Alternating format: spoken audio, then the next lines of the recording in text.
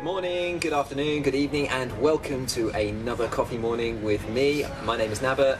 I'm here with Tom 00123, and Lawrence Charlton, or Loz. Blue pancake with it. Blue pancake. Blue pancake? Okay, yeah, he's a blue pancake. We just had some blue pancakes. Oh. Okay then. Right, anyway. Since we're the only two people that see E3, it's going to be like this anyway. This makes no difference at all. We're here to talk to you guys about E3, which is the biggest video gaming press conference that basically happens in the world. All of the new games practically are announced at E3. Everyone has been showing off new footage, and we're going to talk to you about everything from Fallout 4 to Call of Duty Black Ops 3. But first, I've seen a little bit of E3, like 10 seconds. That is a drop in the mere ocean of awesomeness you have missed. I've been at work, busy times. it is busy times. It's very busy times. Anyway. And it's especially busy times because we're about to talk about the Nintendo press conference. Well, I'm out. Goodbye. Actually, no, I quite like Nintendo. It wasn't released. Okay, Update right. me. Nintendo is a company that always gets me excited at E3 because while their console isn't the most popular at the moment, what Nintendo do really, really well is make really good games. Which means that when I was looking through the Nintendo press conference, they showed off about 20 games, and I wrote down all the ones that I like the look of, and there was like 10. There's a list of 10 games that I want to talk about in this coffee morning. So we're going to buzz through these fairly quickly, but we're going to start off with Star Fox Zero. This one I'm actually interested in because I played the original Star Wing on Super Nintendo. You played that? I still have, actually, no, I think we sold it, but yes, I played a lot of that. Did you know that it was meant to have a sequel, Star Fox 2? I did, yes. It was never released, and one of the features that was meant to be in that game allowed the R-Wings to transform into landforms from airforms and back again. And what they've done is they've basically revived this idea. Shigeru Miyamoto, who's the creator of Mario, amongst pretty much every other Nintendo franchise as well, said that he was really excited about the fact that he could bring back this idea. And because he doesn't see it as a direct sequel to the games that are going on at the moment, so it's not Star Fox 4 or 5 or whatever, he's decided to name it Star Fox Zero because it's taking these elements from the past at the same time. So it's pretty cool, but like also it's on the Wii U, and because the Wii U has like this as a controller, basically just like a tablet with gyroscope sensors, you use that to control the game, and on that screen you would get like a first-person view, and you get like a cinematic experience on your TV screen. So when you're playing the game, probably looking at that screen would be more helpful, but you're going to be able to see everything that's going on, and it looks really, really cool. So it does look like I have seen bits of the trailer for that. It does look like quite interesting. Wasn't there another Star Fox that was released that went down really badly? There has been generations of mixed reception. So has this gone back to what made the original so good, would you say, from looking at it? Yes. Okay, but so then Star Fox games have never been bad. It's just like in the GameCube era, like nothing from Nintendo was really selling that much. So yeah, Star Fox is a pretty good franchise anyway, but from the looks of things, they have taken things back to where they need to be, which is really, really good news. But yeah, there's a few other games. I'm just going to briefly mention Skylanders Superchargers. I don't pretend to know a lot about the stars. No, neither do I. I'm going to veer away from Skylanders, namely because they're so expensive. They are expensive. Really? They are unnecessarily expensive. To play a 4-player game, you need 4 of those little models. Wow. And if you've got a single child that's got lots of friends and he wants to play with his friends, that's a lot of characters. He's got to buy and they have relatively short stories as well, a lot. So when you want to get, it's effectively buying DLC like, over and over and over again for the same 20 thing. quid, aren't they? For 3 packs, yes. You can buy individual figurines from anywhere from £2 to £15, depending on how new they are. But some of them are very rare as well. Like the problem with I think it's the Skylanders trap team, the Chaos Trap, one of the most sought after traps. They've made so few of them that a friend of mine people like me buy them so they can sell them on. I know I'm one of those awful people. I did it without thinking. I saw them in the shop and I thought, well, it's gonna come around to Christmas in another 8 months. Might as well get ahead of the game. And You're the worst, Tom. I know. That's the problem. People like me will buy these to make a profit out of them. So people like you that want to play them don't get them because they're so rare. Same with Amiibos. Amiibos, some of them are so rare. Tom, even with people who buy them to play them, they'll probably play it and then sell it. Yeah. Because they'll make a profit on it anyway. I know, so but what you're doing makes no difference. it's a little. But I'm not going to play it. That's the problem. There are a lot of people like me out there that are not going to play these things, but buy them so they can sell them on. I might do a giveaway with them. I mean, I feel guilty now. I feel like a weight has been lifted off my shoulders. That's a bold call. It is a bold call. Tell you what, Skylanders Anonymous. if this video gets, say, 100 likes, I will do 2 Chaos Trap giveaways. Next on my list is Legend of Zelda Triforce Heroes, and this is actually quite intriguing, I would say. Wouldn't you? I would be intrigued, but it's only on a handheld, isn't it? Yeah, it's a handheld game. It's for Nintendo 3DS. And it looks like it's in a similar vein to the last 2 DS Zelda titles, which were Spirit Tracks and Phantom Hourglass. And what these games involved was just like a cel-shaded Link, and you travel through the overworld from place to place, solving problems. But what intrigues me about this game is that it's 3-player co-op. Wait, what? It's 3-player co-op. There's 3 heroes. Apart from Link. Link and Link. Link and Link. Green Link, Red Link and Blue Link. You can play the game in single player as well, So Goron, Link. where the other... What? No, it's Link, No. it's Link and Link. No, Link and Link. Who was the water people in Ocarina at the time? It's been so long since I played that. Oh god, I can't Because it was the remember. Goron. I just remember how horrible the water dungeon was.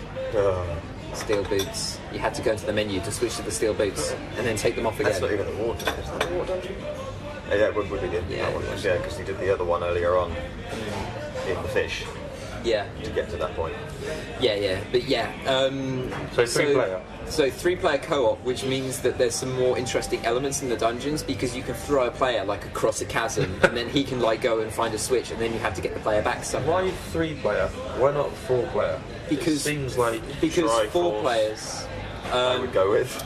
I know, but they would have named it Triforce after the fact it's 3 players. They wouldn't have gone... Nintendo- I mean, the Triforce is from Ocarina of Time. No, it's actually from the first one. It's in all of them, Yeah. but Nintendo did give a reason as to why they used 3 players and not 4, and that was because a totem pole of 4 players was too big. That was the reason why they decided to make it 3 players. And to So be they've honest, addressed I think- issues that haven't straight away already. That's Yeah, pretty cool. I think that like 4-player would have been perhaps too complicated for the dungeons, because some of the the Zelda dungeons problems are actually really, really hard. And so when you've got 3 players and you can do all sorts of things like get all 3 players to one place, then stand on a thing and try and shoot some arrows as it's on a moving platform and stuff. It's just all sorts of things that you could do that I think This is making me want to go back and play Ocarina of Time. Yeah, I know. We're going to move on to the next game now, and we're going to talk a little bit about Animal Crossing. So,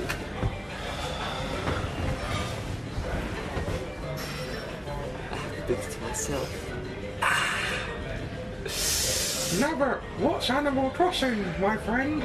Animal Crossing is a game in Sorry, a that was the similar, one person that wanted to know about this. in a similar vein to Harvest Moon and that sorts of things, where you buy a house, you interact with the community, you go fishing and all that kind of stuff. So it's that kind of game. It's like The Sims a little bit, but not really. But they announced 2 games. And they announced one, which is like a party board game in a similar vein to Mario Party, but kind of crossed with Sonic Shuffle. No one's interested, are they? I think they're done, Never. You're on your own with this one. Wow, Moving that's on. Real. I'm just going to pretend I'm not here. Okay, you don't mind about that, okay. Animal Crossing is something that Beyond our below our age no, range. I think beyond. I think we don't fully understand the appeal Below our age of it. range. Below our That's age what- range. Sorry, mate. Yeah, don't. Well, the one thing that's holding this channel together, man.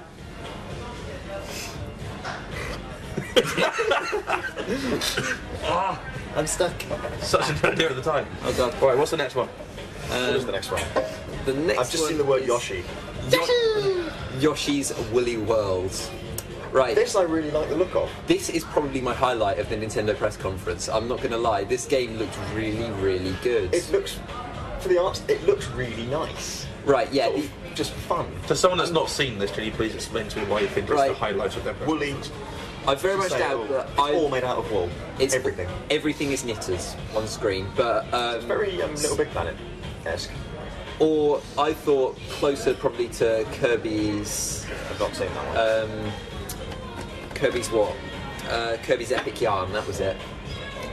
Sounds like it's in the same line. It is. Same It's, vein. it's in a very kind of similar vein, except on Kirby's Epic Yarn, they were all kind of sewn onto the fabric, and this time everything is knitted but in 3D. Yeah.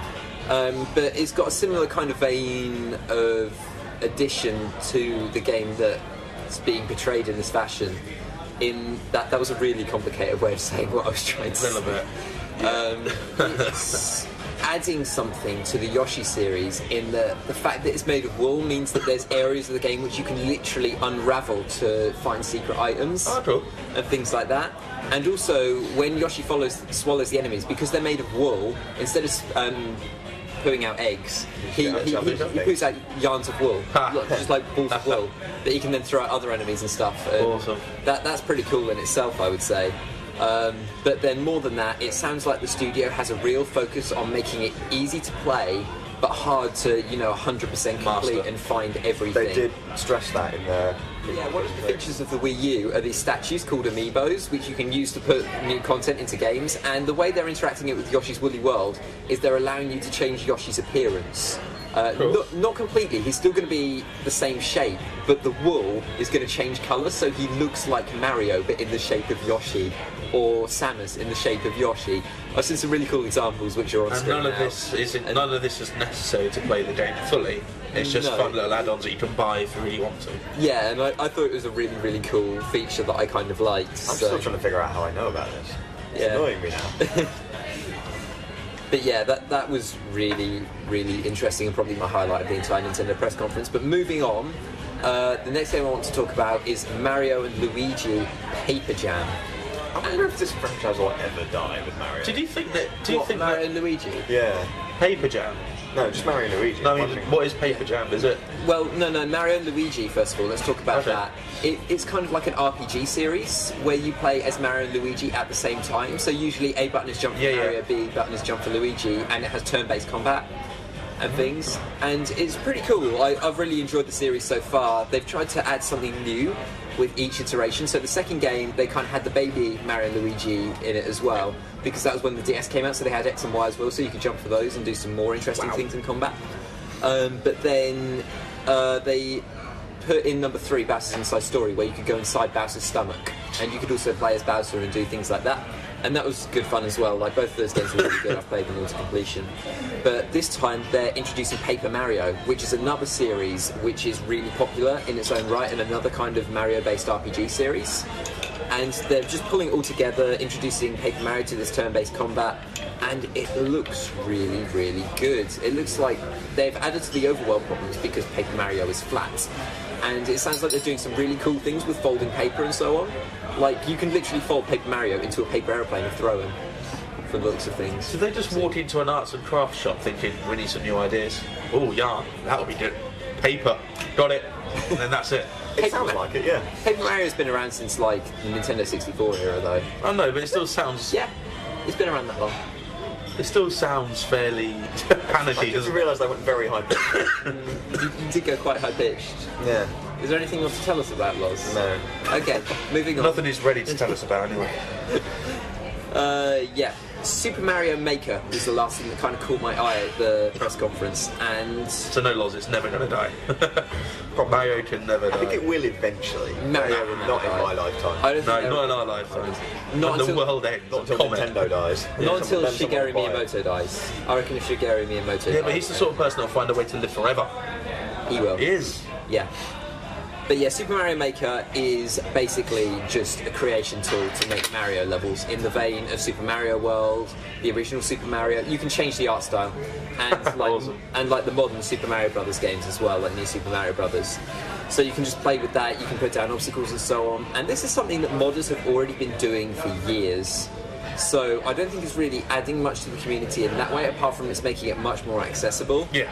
But if you've ever played anything like Keizo Super Mario, you'll know that the community can come up with some devilishly hard like concepts and ideas and just stick them together to make something that is ridiculous. Well, you see the reaction when, like, even a AAA developer says no modding or limited modding. Yeah, it's just Their PC sales are hit. It's not. Yeah. It's not a coincidence, guys. Seriously, modding. People are creative. Okay, they're not out. Not everyone's out there to hack and glitch. Minecraft was a great example, and Exactly. also Lego World. probably DayZ. yeah. You've seen the amount of mods for DayZ. DayZ itself was originally a mod. Really? of Armour 3, wasn't it? It's Armour 2. Armour 3. Armour 3, yeah. It's no, Armour 2. Yeah, Operation Arrowhead mod. But, and then there's mods on mods because so many people have developed extra stuff for it. There was another company at the E3 which was very, very keen on mods, and they did one game in particular where they unveiled an entire level creation system and so on, and that company is Bethesda. So I think we're going to move on to Bethesda now, and let's talk a little bit about Doom. Bethesda had a brilliant press conference in all, but one of the standout games was Doom, as you quite rightly said. Every single bit in that Doom press conference sort of highlighted how they'd taken an original Doom mechanic, chainsaw, plasma rifles, pistols, combat, enemy, the arenas that you combat in, and they brought it into the modern fix. I think that the colour, the shading, was brilliant. I thought that Have you seen someone's put the new Doom in old colours? Yeah, that was pretty awesome. Cool. But there's not much you can say really about Doom apart from the fact they did a really good presentation. They gave the fans what they wanted to see. My word, is it bloody! It's very It's bloody. Doom. It's supposed to be. I know. Did you see how many death animations there were? Yeah, I counted about 7 with the chainsaw alone. 7 with the chainsaw. That's finishing moves as well, where you get an enemy to a certain health and then you do some sort of awesome finishing move. Chainsaw, you can cut people in half, you can cut them straight down the middle. Just like in the animation, like the original Doom, the enemies went like that, trying to stop you, and in the new game as well, they were doing that to try and stop you. So yeah, I think they did a really good job of actually showing the original gamers. A lot of people started on Doom when they played first person shooters, as a lot of people would have done. I think when I started. And I was up at a tournament. They did a fantastic job of saying, look, we're going to take this franchise, we're making a new game, look how amazing it is. And the reaction of the crowd was pretty much what they wanted. They were screaming and cheering at every death animation, which, if you're friends with anyone in that crowd, I'd be careful. The very first question they asked was, has anyone here played Doom? And they got quite a loud Yeah, cheer. got quite a loud cheer. And agree. I don't think another company could have done as good a job as Bethesda. I mean, Bethesda really. I know I'm going to pour loads of syrup on, sweetness on Bethesda, but I love that company so much. They do games that people have been waiting for years. Justice. They're continually updating and bringing out patches for games that are maybe struggling a little bit, and they're always keeping their fans in mind, which is what their press conference was centred around, was their fans. And I think we're going to move on to something that we all want to talk about. The main thing from Bethesda is Fallout 4. Really? And yeah. You Yeah. Straight there. So Come you're on, not dude. going for Dishonored 2? No, I don't play Dishonored 2. I don't even play the first one. I know straight for Fallout. This is what I'm the people want to teasing hear. you, I'm This is what the teasing people want to hear, But before we talk about Fallout, let's talk a little bit about Dishonored 2 then. Go on then. We'll withhold the gravy for now. Okay, yeah, so Dishonored Over 2 to looked Nabbit pretty again, good. 'cause Moving on, Fallout 4. Oh, I want Fallout so badly. Yeah. But go on, Dishonored. No, I just said Dishonored 2. It looked pretty good. Is that it? Can I? Moving on. Yes! Basically took up half their press conference. I watched the entire thing, and it came in around, it's about an hour and a half long, and it came in around about 40 minutes. This Fallout 4 announcement, and it blew my mind. It really did. Not many things actually. I didn't watch any press conference twice apart from Bethesda's, and specifically the Fallout 4 bit, because I just couldn't believe that it'd been 6 years before without any information, any news, they managed to keep it under wraps for that long and been developing it for that long. No leaks. It's probably the best way to do it because then there's no hype until they release it. And they can't fail then. Exactly, Because they've they already got can't- everyone hooked. They can't. This is the problem Valve are having with Half-Life 3. There's so much hype. Yeah. It's probably going to disappoint when it's released. But Bethesda kind of quashed, just let Fallout 3 do its thing, and then over the years started developing Fallout 4. And from what we've seen, and we did get gameplay in there as well, there's a lot of new things added to an already pretty phenomenal franchise. I've just started playing Fallout 3. Yeah. It's kind of bad, but as long as you play it before Fallout 4 comes out, I don't know if there's not going to be any continuation story. It's going straight back to when the bombs fell, like Fallout 3 was. There's no continuation story for Fallout 3, which I think is good because it gives it a fresh appeal. It may be set in the same universe. Was Fallout 3 set 200 years in the future though, after the bombs fell? Because that's when you emerged from the bomb. I believe so. it had been a while. I don't know if it had been quite 2 centuries, but I think you were like a generation or so from the Volters that went in. Yeah. But this one follows the life of a man, and the best of it is we get to see the universe before the bombs fell. So you see all the things in Fallout 3, sort of pictures on billboards and futuristic looking cars and things like that. 200 years after the nuclear apocalypse. Yeah, so everything's rusted away. In Fallout 4, you get to see what the world looked like before the bomb fell. You get to play the life of a man leading up to the event. And then you play the same man again after the event, after I don't know how many years is it? Hang on, you're saying man. Can I just point out something? You can play as a woman. You can play as a woman. They showed a very in-depth character customization from the start, more in-depth character development as well. And for once, I'd say for once, Fallout 3 didn't have a story as such. Quite insane. You could do whatever you wanted, but you always came back to progress. You came back to the same storyline. Yeah. Fallout 4 gives you complete freedom from that. There are so many side quests you can do. Like I could find a side quest that's different to Napa's purely the way I spoke to someone. You know? Yeah. There are so many ways that your story can veer away from others and create your own unique experience. And talking about creating your own unique experience, the crafting element that's been added to Fallout 4. Oh, I couldn't believe my eyes when he said, you know, you always thought you walked into a town and you think, I can do better than that. Well, no, you can. You can scavenge supplies, materials, and you can actually build layered houses, fences. You can then create power generators to power turrets and lighting, and you can create your own little paradise. And of course, raiders will attack. People, if you create market stalls, people will come and live in your town, and people will start trading with you. I don't know how the economic market works on this bottle caps, but I don't know, like Skyrim, the more you use a single trader, the better your prices get.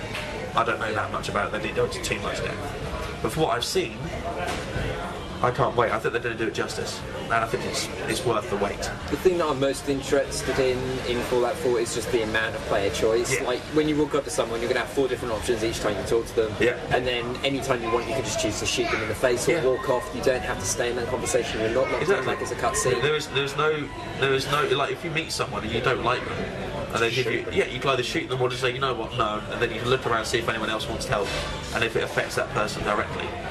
You know, I'm not going to say it's limitless, because no game is ever limitless, but it gives that impression very well of it's a nuclear wasteland, it's your life.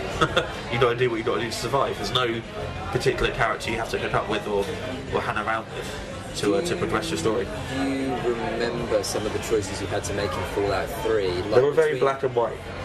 Not always. No, but a lot of them. I haven't played it yet. The ones between the crops and the people. I can't remember that.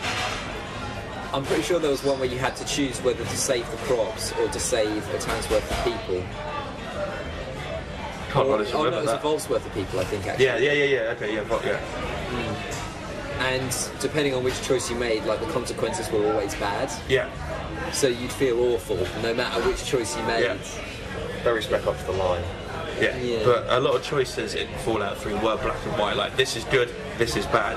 In Fallout 4 it looks like you could impact, like you could shoot someone and then not realise where they're from if they just annoyed you, and then further on down the line you might come to the town they live in and all of a sudden they might have lost their sheriff, or they might have lost a key townsman, or a friend or a father or whatever, and it could impact there. I don't know the full extent of the character progression and the NPCs and how they interact with you, but it's going to be interesting to find out. And I think it looks massive.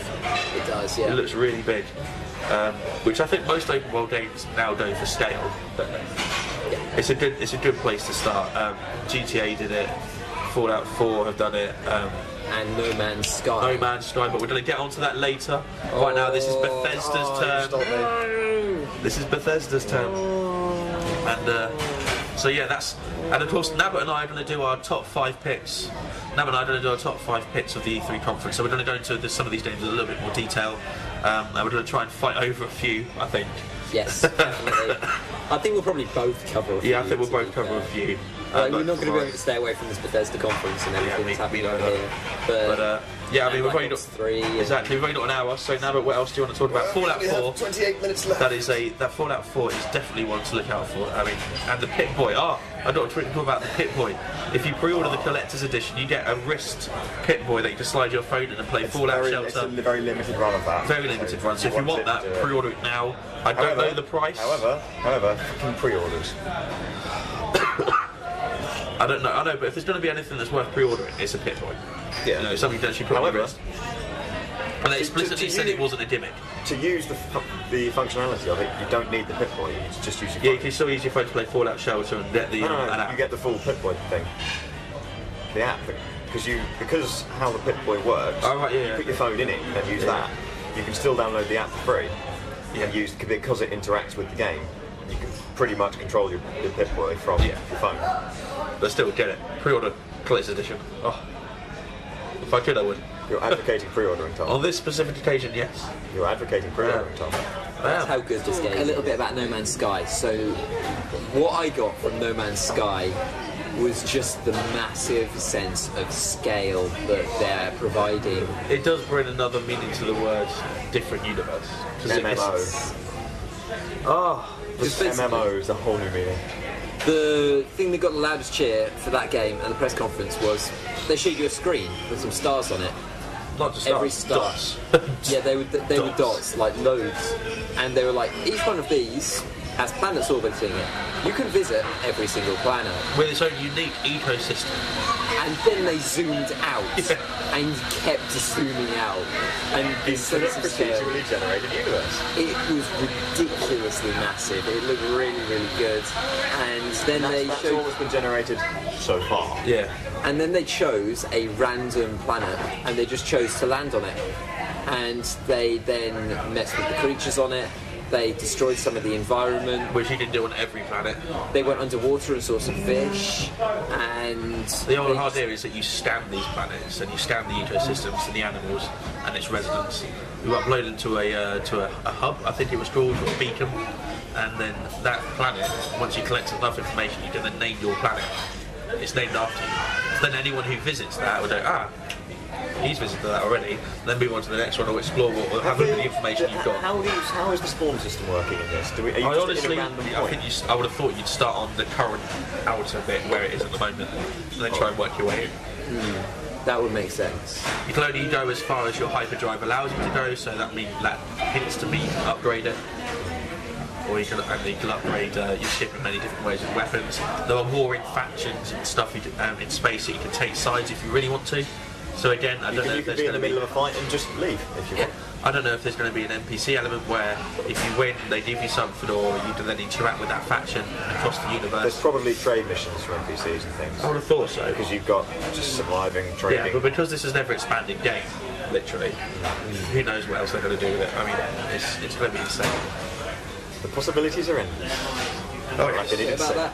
First of all, I know that Tom has been gloating a lot to me on Facebook. This is my trying not to be smug look. the not irony. Yeah, he's just like, I'm trying not to be smug. Yeah. Would you like to explain why I'm so? I can't say it without gloating. You have to say it. It is quite funny. The exclusivity contract for the DLC no longer sits with Microsoft. Instead, it sits with Sony, and so PlayStation is going to get the DLC a month early. Isn't that nice? And the Xbox crowd are raging about it. They are so butthurt, it's funny.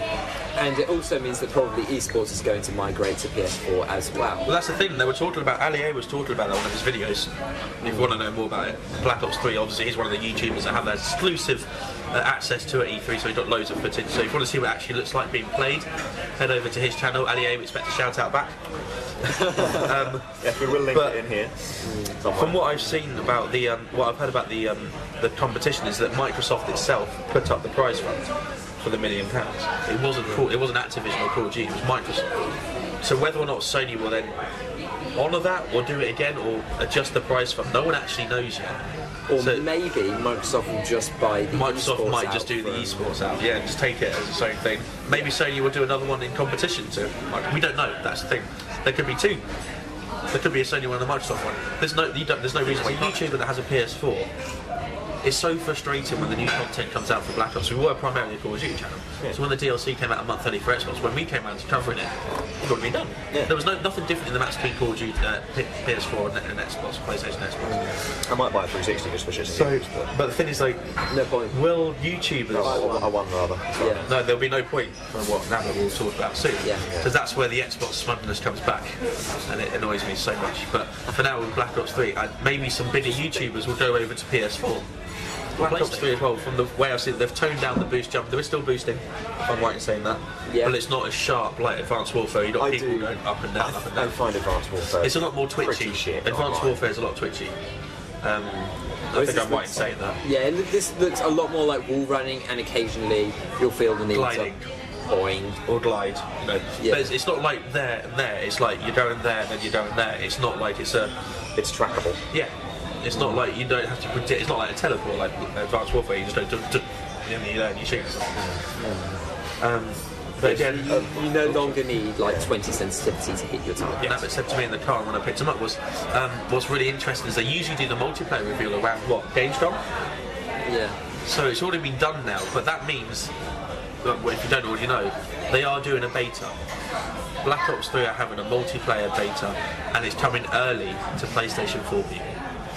Isn't that a good idea? No, it's not. Why not? I think any exclusivity to consoles with games is a stupid idea. Well, I don't agree with it. Betas In a- are great. in a For the perfect beta, world- they have to do it on something, and linking it out for all the systems at the same time would be stupid because the outlay would be quite high.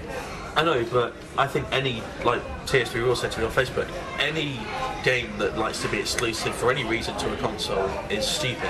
It's taking sides. It does take sides, and although I'm smug now it's happened to PS4, I understand completely where the Xbox people are coming from, but you've had it so good now for what, 3 years? 3 or 4 years? This is how we felt for that number of years. What you're feeling right now, that it's unfair. Of In an course it's ideal unfair. world, it wouldn't happen, but because the industry is made of money and because these companies are vying for this contract to just get people moving towards their console, that's why. Moving on now. Yeah, we'll leave Black Ops 3 to our top 5 picks for more information, but this is where the Xbox smugness comes back, for reasons why you're about to see why. 3 words. Backwards fucking compatibility. I didn't hear that, it's not true. I didn't hear it, it's not true, it's not happening. Have you heard how they've had to do it though? I don't care, it's happening. It, I don't care how they're going to do it. Here's the thing, PS4 doesn't have it.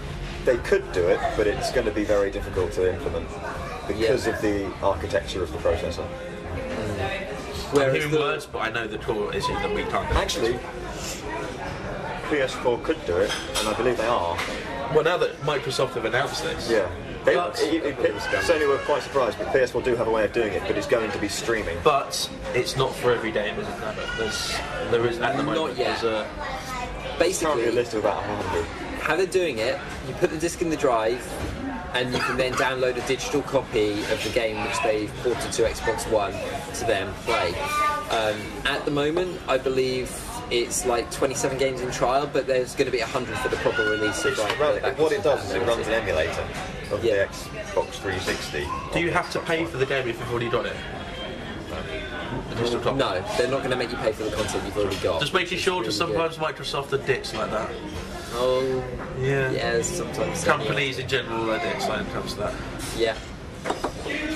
But yeah, that's the main bit of news that I found as a Sony, and I think Sony will now have to at least explore the option, because that's a significant move in the console wars, if you still want to call it that, or the console race, is the fact that backwards compatibility. Both consoles announced, oh no, we're not doing it. Yeah. Massive uproar, and now The Microsoft problem- said it at the biggest conference. Do it. Sony's problem is the cell architecture. I don't care about the problems. The fact now that Microsoft. That's quite a major problem to overcome. But now Microsoft can do it and Sony can't. And that might convince some people, because of course you can buy these games, the games on the list, you probably buy them pre-owned in game for like £3 or £4. Yeah, it's not definitely. going to be a 40, 50, 60 pound game. It's something to buy a used copy, pop it in the game, digital download, no issues with, obviously, there's going to be no issues with disc being wear down even more, having scratches on the disc. As long as that disc can be read, you need to download the digital copy, there's no issue. So I think it's brilliant. I said it about Xbox, I think it's brilliant. Because that means Black Ops 2 on a next-gen console, There's no PC though, is it? COD 4 on a next-gen console. Mate, COD 4 and PC. I just bought that. So much fun. Going back to COD 4 is fantastic. Moving on. World at War on a next-gen console. That pen is looking mighty. Is it stabby. Black Ops Zombies? But in all fairness, On a next-gen console. well played to Microsoft. That was I didn't see that coming at all. No. No, I think Nava fair, might have done. Nava might have been praying for it. I didn't see Black Ops 3 moving to Sony, to be honest. No, neither did I. That was a huge surprise to me. And it was But kind of once that happened, Microsoft did bounce back with that announcement. Was really But you can't deny the fact that a massive staple. I know we can do another tape. A massive staple of Xbox having that contract is now gone. That can't be ignored. That's not just like, oh, well, never mind, we'll get another one. There is no other Call of Duty out a there. massive multi-million-dollar contract has gone to a different company. A competitive, it's a direct competitor. Did anything about Battlefield announced? No, just who gives a flying fuck, man. Call of Duty, motherfucker. Call of Duty is continuing to decline though, and I reckon that this year it's not even going to be #1. No, not with. Oh yeah, that's charts the thing. because it's released on the same day as Fallout 4, so it's never ever going to be. Our channel's going to be mighty busy this coming Christmas. We got Yes, it Fallout is. 4. We got Black Ops hopefully 3. Black Ops 3, and then there's another couple of games as well which I saw, which the names have gone completely out of my head. Zero Dawn, I think, Horizon Zero Dawn, which is going to be on my top 5 picks. If I've got enough for a Wii U, though, I'm going to definitely look at some of those Yoshi's games. Actually, no, I might not buy a Wii U though, because the other thing that Nintendo did mention at their conference was that next E3 they're going to be showing off their new console, NX, because the Wii U has been a bit of a flop. A bit. A lot of a flop. Just a flop. Just a lot of a flop. Just a flop. It flopped, didn't it? Spectacular flop. It has some good games. It's just no one bought it, unfortunately. So.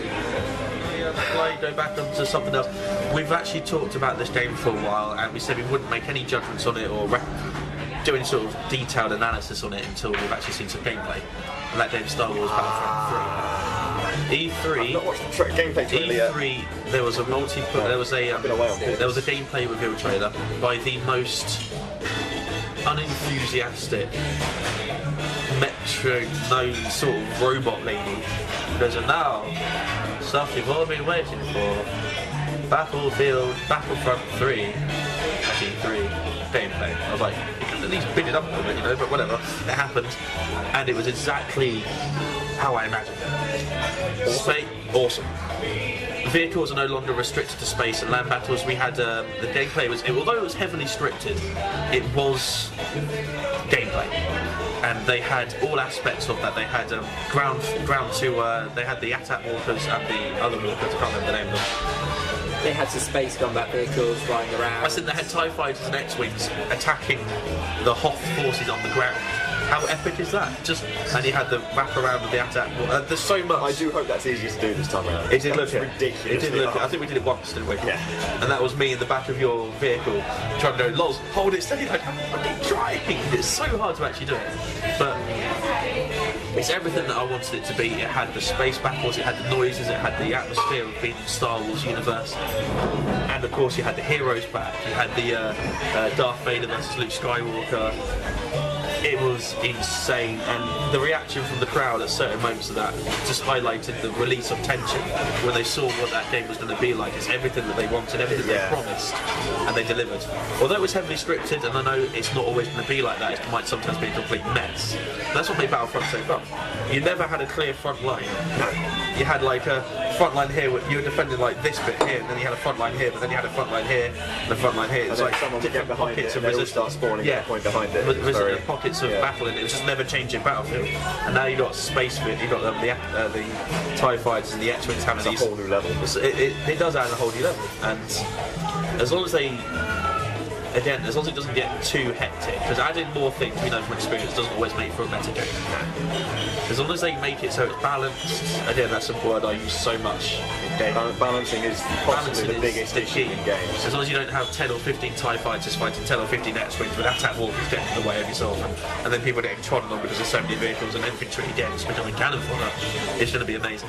Now we've had that gameplay, I'm hyped for it. I really am. So you're hoping for balance, and that's all. I'm hoping for balance. I'm hoping that they pull off the the textures and the art as well from the original Star Wars. It looks really good. It does. It looks like authentic Star Wars. It looks like you're in a film. I just want to play as Darth Vader. Yeah, I know. Out there. It's Luke Skywalker. Vader, Yoda. Okay, yeah, I kind of want to play as Yoda. But Luke Skywalker, he's boring. Darth Vader, Yoda, Boba Fett. Boba Fett, cool. Just, Yeah. And again, it depends if this is. And there's also revealed a new mode. They also revealed a new mode called Wave Survival, kind of like the Call of Duty things where you survive waves of enemies, and then you get supply drops and things to help you survive. And then once you get to the end, you move on to a different level when you get to a certain point. And it looks really difficult. It looks frantic. It can be done by split screen co-op, I believe, and online co-op. And again, it depends how well they do the multiplayer. Because multiplayer Star Wars, I don't know if it'll be done like Titanfall where you have bots. I think that'll be the only way to do it on consoles, get that sense of epic warfare. Unless it's mag scale. You can't do, I know, unless it's mad scale or 256 people want that, but I don't think you'll get the same sense of scale if you do 6v6 or 9v9. No, you wouldn't. It wouldn't be the same. Everyone would just be the big. It would have to be mag scale Yeah. if they do this. If they do Or it right. Titanfall where you get the bots running around. Yeah. Which isn't necessarily such a bad thing as long as they do it properly. Yeah. As long as the AI is not Yeah. completely stupid. Exactly. And I feel like this game's been in development for a long time. So And again, I'm it's a hoping game that they're has a going lot of hype to live up to. Yeah. what they're doing correctly. So far, it looks like they're doing it. Yes. We saw the game engine footage and we were like, oh, that might not be the, that might just be what game, but it looks pretty close to that sort of style. Standard. Again, you're going to see our top 5 picks, hopefully from me, Nabbit, and maybe Loz, and give you a little bit more detail about our favourite things. And yeah. Definitely not Kirby's Epic Yarn. Yoshi's Woolly World, I think is going to be in there, just because it looks so good. I'm really looking forward to that.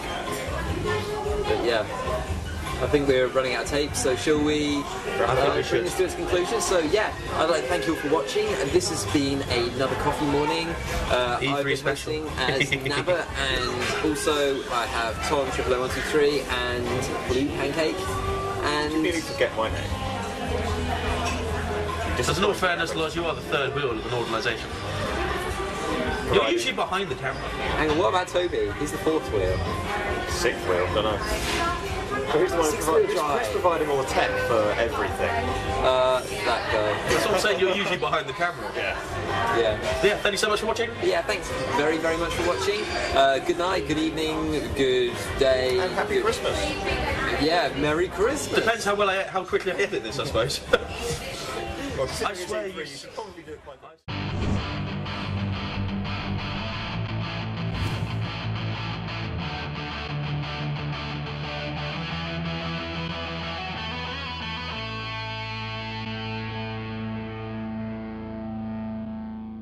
I swear you said Yoshi's Woolly World. But I did have to go. Woolly, okay, that's fine. I wondered why you were so excited for it. I was like, Really well.